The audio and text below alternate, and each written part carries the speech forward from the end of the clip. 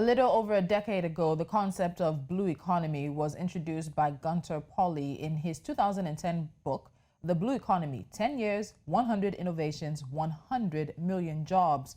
The explanation for it is that it's meant to ensure the sustainable use of ocean resources for economic growth, improved livelihoods, and also create jobs while maintaining a viable ocean ecosystem. Both the World Bank and the European Union agree that the blue economy holds a lot of potential. But the territorial waters and exclusive economic zones within African coastal states are extensive. About 39 out of Africa's 54 countries are either coastal states or islands. These water bodies measure some 13 million square kilometers. The blue economy has the potential to create both economic growth and development. The added African wealth can be generated from the ocean is conservatively valued at about $4 trillion, which is equivalent to the GDP of countries in East Asia and the Pacific in 2017, with estimated goods and services of $2.5 trillion annually. Now, if collectively the African oceans were a country, they would constitute the 8th largest economy in the world, just after India and perhaps just ahead of Italy. The primary segments of the blue economy ecosystem include maritime transportation, fisheries, alternative wind and coastal wave power sources, i.e. renewable energy. They also include tourism, climate change, and waste management. The focus today will be on transportation. Joining me on Business Edge is Bello Tukur. He is the Managing Director, Riverlake Nigeria, which is part of the Riverlake Group. His experience is in the shipping industry, both locally and internationally, with expertise in LPG, oil tanker chartering, shipbroking and ship management. Bello, good morning and welcome to Business Edge. Thank you so much for joining me. Yeah, good morning. Thanks for having me. All right, let's start with this. Now, we know that the inaugural Sustainable Blue Economy Conference actually held recently in Nairobi, Kenya, and Nigeria's Minister for Transportation, Rotimi Amechi, said that growth of the blue economy was the most viable option for Africa's development in the wake of declining mineral and commodity prices. So have you seen anyone on the continent with what is a very viable, very potentially changing, life-changing, economically changing plan to develop their blue economy? Which African country seems to be on the right path regarding the blue economy? Well, thank you very much. Yes, we've seen a few African nations actually taking the right initiatives. South Africa has been on the front path on this particular growth, and we have seen South African maritime authorities actually investing in maritime training for their seafarers, and also expanding the activities around their coastal oceans. Of course, there's a lot of tourism that goes on in South Africa, and that has really contributed a lot to their GDP. As for Nigeria, we need to actually look at areas of creating jobs for our people in this particular segment.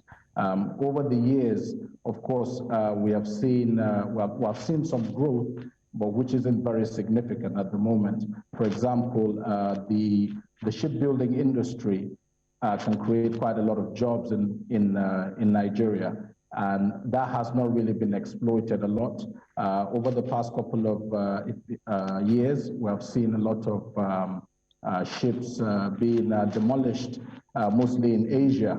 And this particular ship demolition industry actually creates quite a lot of jobs for the likes of India, Bangladesh, as well as Pakistan. So Nigeria, being strategically located around the Atlantic Ocean, we can actually take advantage of this and attract a lot of investments as well as business on the ship demolition industry, being close to the Atlantic Ocean. So, Okay. So yes, there is definitely a massive opportunity there. So when you talk about Nigeria being strategically positioned, there always has to be a conversation about security.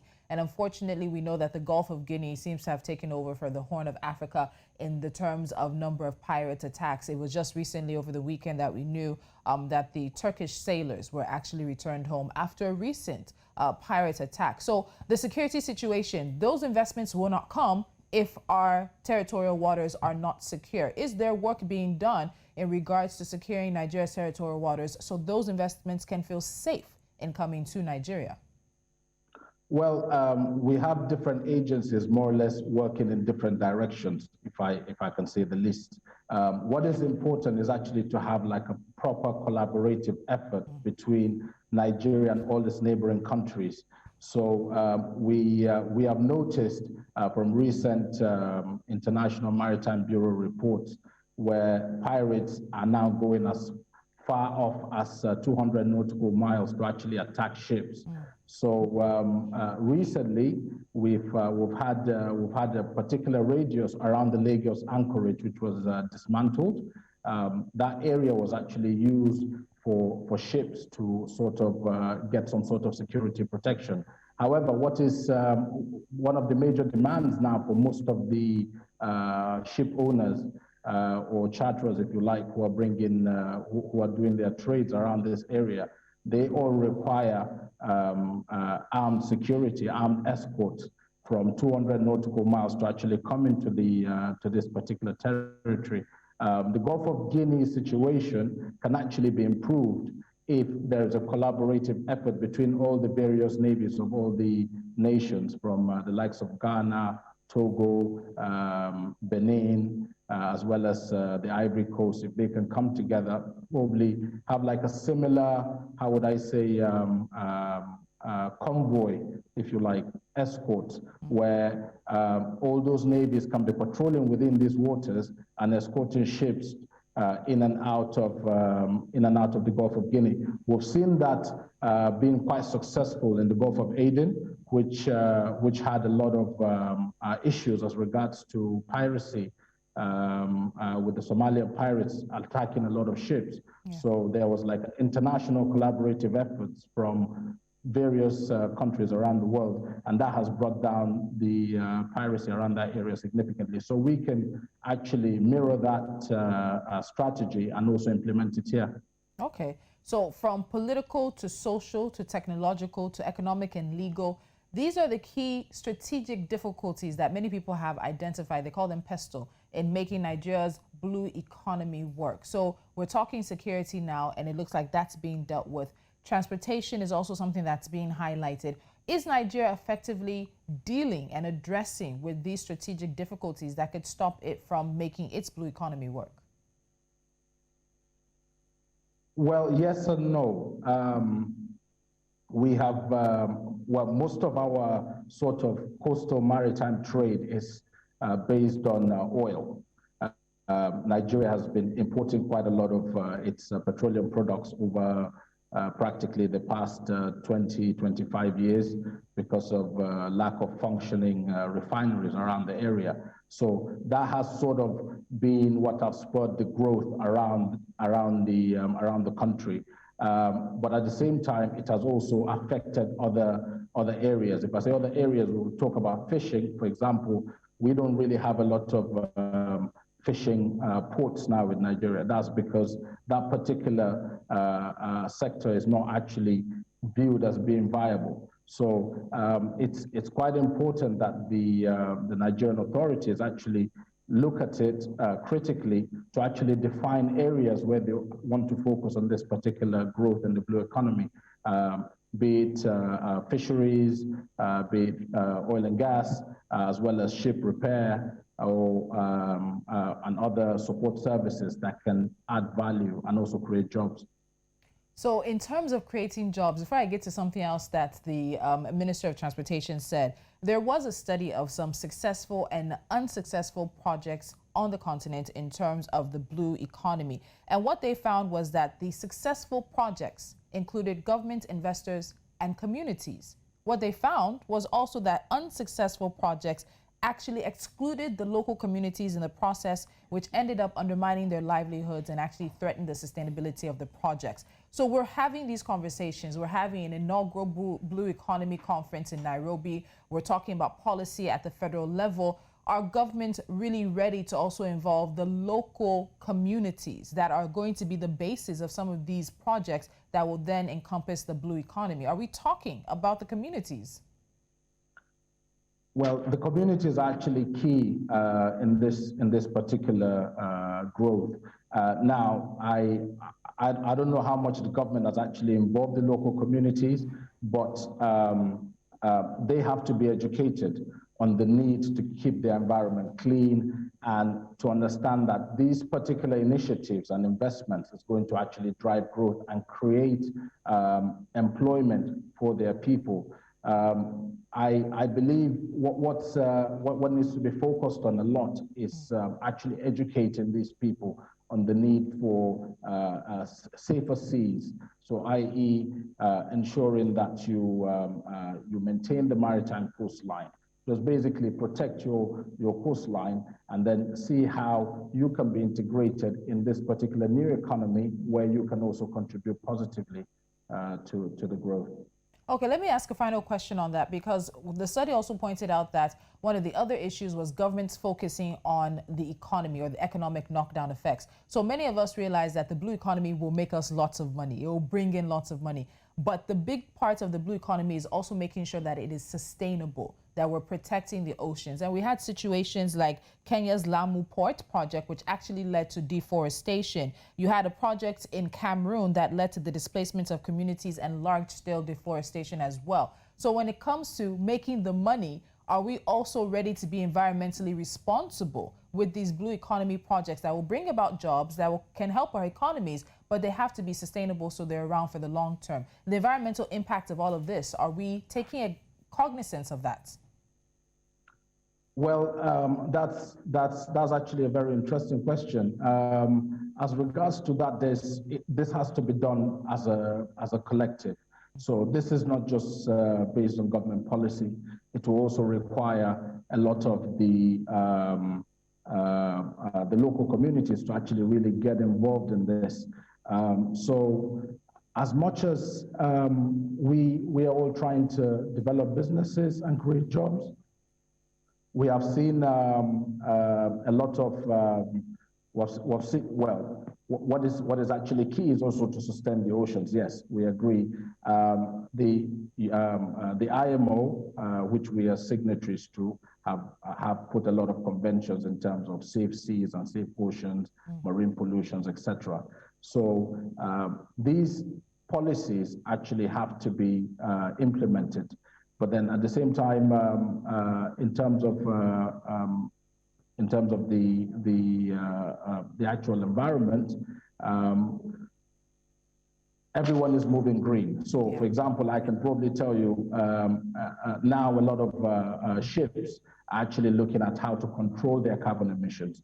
In 2020, we had the IMO 2020 regulation, which came in, and that has sort of limited the amount of sulfur you can actually burn on ships. So these are all sort of initiatives that have been done internationally and locally, where everybody's sort of taking responsibility.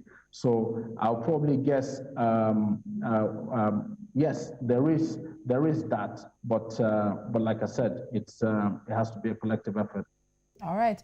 We'll take a quick break here. When we come back, we'll get back to a few things that the Minister of Transportation said at that inaugural conference. We'll also take a look at one of the most thorny issues on this blue economy transportation conversation, and that is Apapa Port. When we come back, Business Edge will, of course, continue. Stay with us.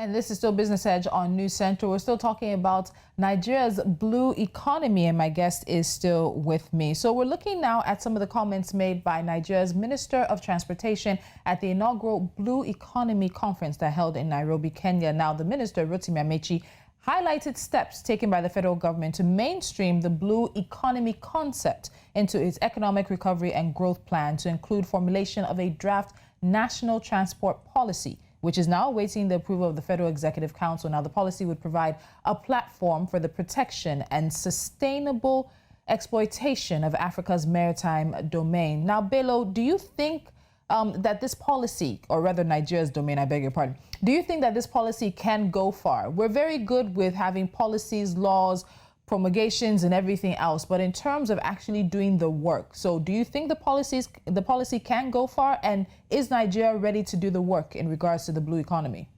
Well, we have too many policies, if I might say, and I think the quicker we get to work, the better for us.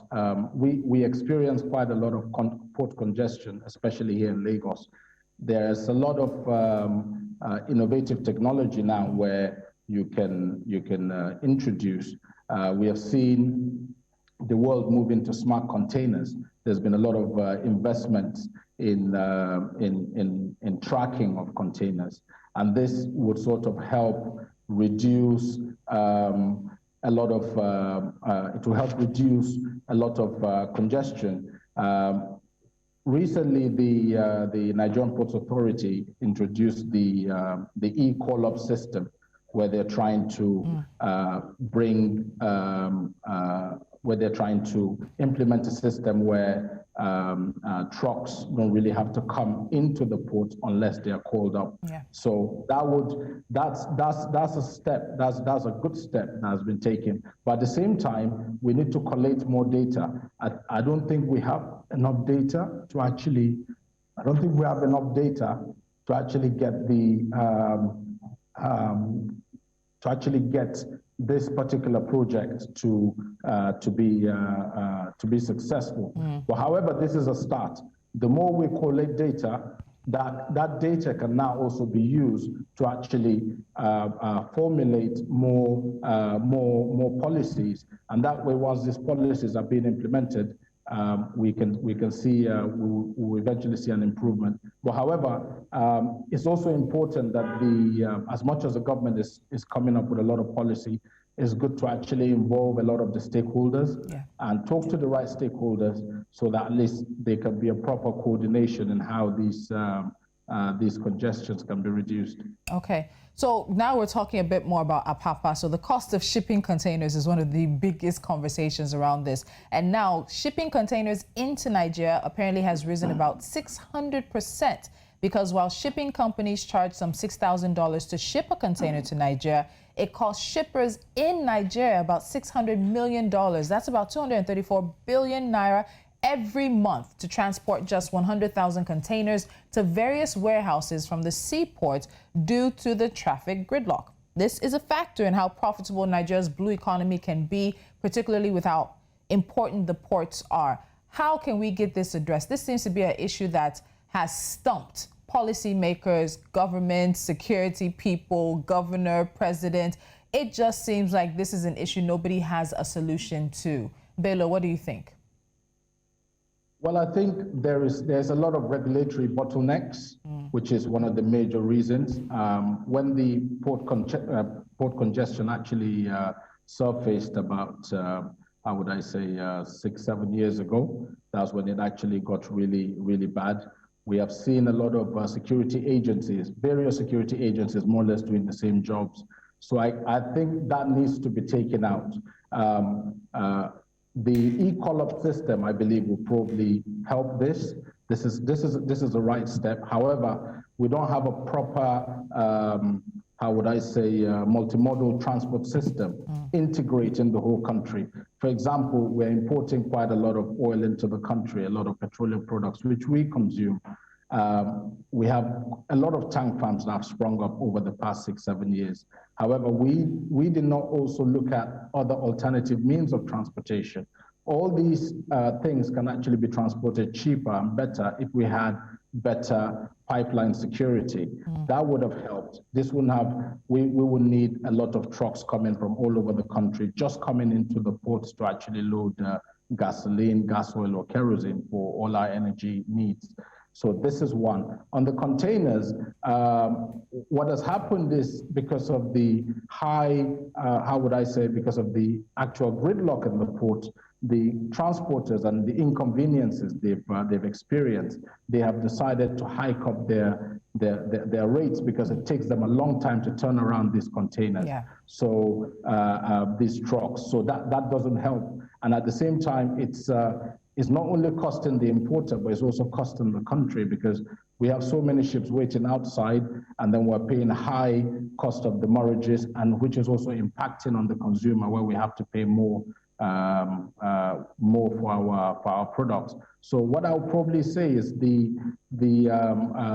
most logical way is to try and get a proper integrated transport system. Yes, we have recently seen initiatives where barges are being used to transport some containers to inland barge terminals. However, there has to be a lot of concessions, a lot of ease in a lot of the regulations by the government, because the government is actually charging quite a lot, because we have too many agencies doing more or less the same thing and charging a lot of money to people. So I think we will need to get that resolved quite quickly. All right, Bello, thank you so much. I feel we're just starting, because aside from policy issues, we've talked about the communities also being involved, being seen as viable and valuable partners in this kind of conversation. We've talked about the ecology, a bit about it in terms of the environment. There's the economic part, governance and institutional. So as we see more developments in this regard, we'll definitely be calling you up to have this conversation. Bello Tukur, Managing Director of Riverlake Group, thank you so much for joining us on Business Edge. Thank you. All right. So we'll be wrapping things up the same way we do all the time, and that's because we want you to know that there are a few stories we're keeping our eyes on. This is NC4 to watch. We start in the Horn of Africa, where Somalia has rejected Kenya's fourth request to delay the hearing of their maritime border case at the International Court of Justice. Somalia's information minister said Mogadishu has petitioned the ICJ to prevent Kenya's request and is urging the court to proceed with the March 15, 2021 earlier scheduled hearing date. Now, moving on, South Africa has identified 3 equity partners for the country's bankrupt state airline and will make a decision on which one to pick in the next month or so, according to the Public Enterprises Minister. Now, the interim board of South African Airways is engaging with the candidates before the government makes its recommendation. Also, the minister said this. Let's move on now. And of course, we also have the African Development Bank, which has launched a credit facility of up to $2 billion. That's about 218 billion shillings, aimed at funding women-owned small and medium enterprises in multiple African countries. The institution will work with African Guarantee Fund, which offers partial insurance for loans to SMEs, to disperse the loans through banks in the program dubbed the Affirmative Finance Action for Women in Africa. And finally, the International Monetary Fund says Nigeria has expressed strong commitment to avoid the return of fuel subsidy and to put an end to electricity tariff shortfalls by June this year. The Nigerian government removed subsidy for petrol in March 2020 after reducing the pump price of the product to 125 naira per litre from 145 naira on the back of the sharp drop in crude oil prices. And that's it on this edition of Business Edge. Don't forget to follow us on social media. We are at News Central TV. Head to our website, which is www.newscentral.africa, and download our mobile app on your Play Store and Apple App Store. Until next time, I'm Tolulokwe Adelaru Balogun.